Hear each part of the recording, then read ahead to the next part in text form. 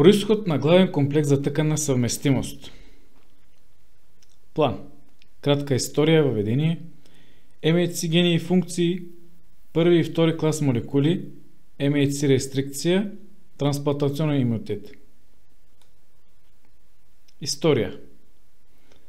В началото на 20 век изследователи-онколози правят опити с пренасяне на тумори. Оказва се, че пренасянето е успешно, ако и двете мишки са от една и съща ембрионна, чиста, близкородствена линия. Когато са от различни, туморът в някои случаи се прихваща, в други не. Учените предполагат, че гените регулират имунния отговор на устойчивите мишки. Възниква обаче въпросът защо се проваля имунната система на възприемчивите мишки, които иначе не страдат от имунна недостатъчност. През 1933 г. генетикът Холдейн предлага отговор.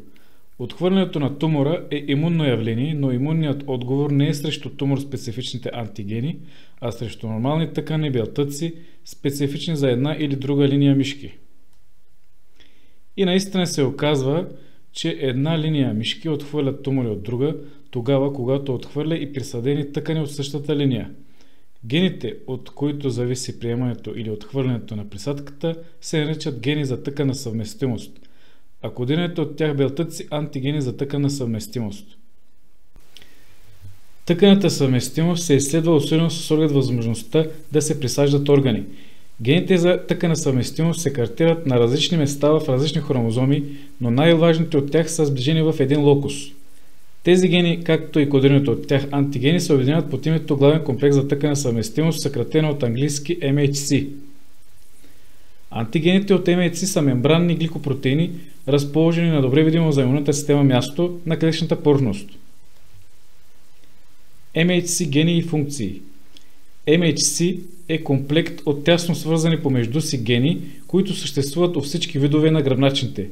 Гените на MHC се унаследяват като едно цяло, благодарение на така нареченото скачване по време на по-дългата профаза на мейозата, където се обменят несестрински участъци. Ролята на молекулите, кодирани от MHC, е да свързват пептидни антигени, произлезли от патогени, като по този начин биват специфично разпознати от те клетките. Последиците от това са фатални за патогена.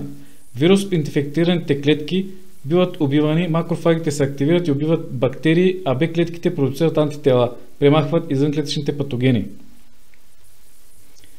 Всеки MHC ген има свой определен отделен локус, свой промотор и терминатор и кодира свой продукт.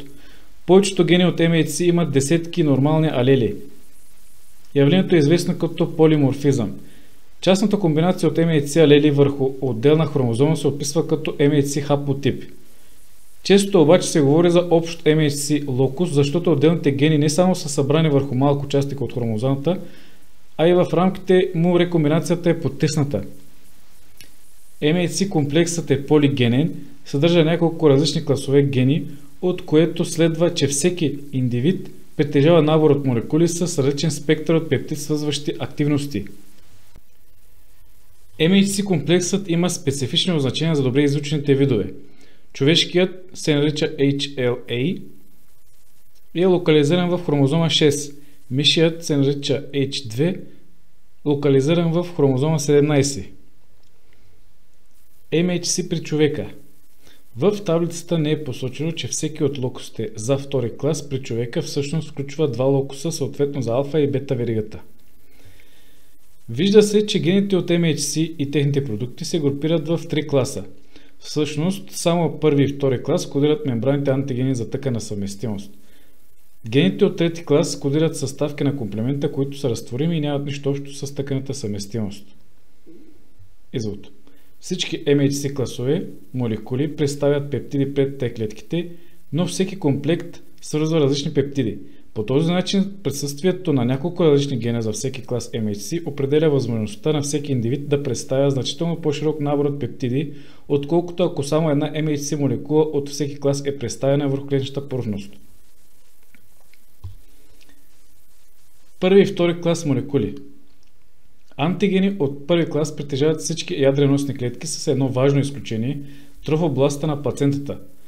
Антигените от втори клас са с по-ограничена експресия върху някои клетки от имунната система, най-вече мононуклеарни фагоцити и Б лимфоцитите, дендритни и тимусни епителни клетки. Както първи, така и втори клас са хетеродимери, т.е. комплекси от две различни вериги. Антигените от първи клас се състоят от алфа верига, включваща 3 извънклетъчни домена и нековалентно свързана с нея по-малка верига от един домен, наречена бета-2 микроглобулин, кодиран при човека в 15-та и 5-та хромозома. Антигените от втори клас се състоят от две вериги, закотвени в мембраната и имат по два извънклетъчни домена. Двата по-отдалечени от клетъчната повърхност домени от двете вериги контактуват помежду си и образуват жлеб или джоб, аналогично на двата от най-външни домена на първи клас MHC. В този жлеб се разполага пептид. Той е малко по-дълъг, отколкото при първи клас MHC, състои се от 16-20 аминокиселини. Пептидът е нужен за правилната конформация на класовете MHC и се присъединява към тях още преди те да достигнат клетъчната мембрана. Представлява епитоп, на който те клетките накрая отговарят. Малкият брой фрагменти, водещи до клетъчно активиране, се означават като имунодоминантни пептиди. Четвърта точка – MHC рестрикция.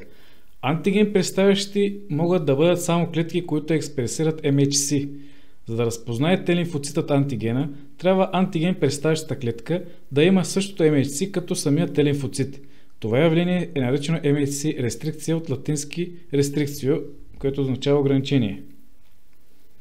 Клетката, изкарала на повърхността си MHC заедно с пептида, става антиген представящата клетка за Т лимфоцита.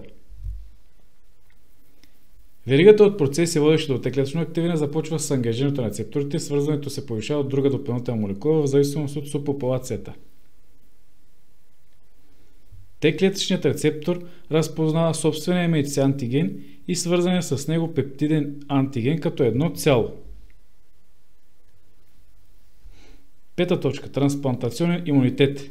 Пренасенето на всяка тъкан или орган се определя като трансплантация. Трансплантацията на клетки или органи от един индивид на друг за терапевтични цели е вече нещо обикновено. Отхвърлянето на присадки е имунно явление. За да се означи степента на родство между донора и реципиента, са въведени имена за различните присадки. Автоприсадка, когато късче, тъкан или орган се отпрепарира и се присажда на същото или на друго място в същия организъм. Изоприсадка, когато дарителят и приемателят са различни организми, но с еднакъв генотип. Алоприсадка, когато дарителят и приемателят са индивиди от един вид, различаващи се по своя генотип. Ксеноприсадка, когато дарителят и приемателят са от различни видове.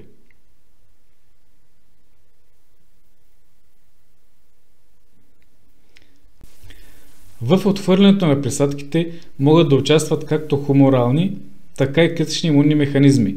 По-важен обаче е клетъчният имунитет. Той има основна роля при най-важните от практическа гледна точка присадки. Това са алоприсадките. Случай на отхвърляне номер 1. Ако дарителят и приемателят се различават по антигени от първи клас MHC, Т лимфоцитите разпознават комплекса пептид MHC като цяло и няма как да усетят, че ново появилият се антиген всъщност не е чужд пептид, а чужд MHC.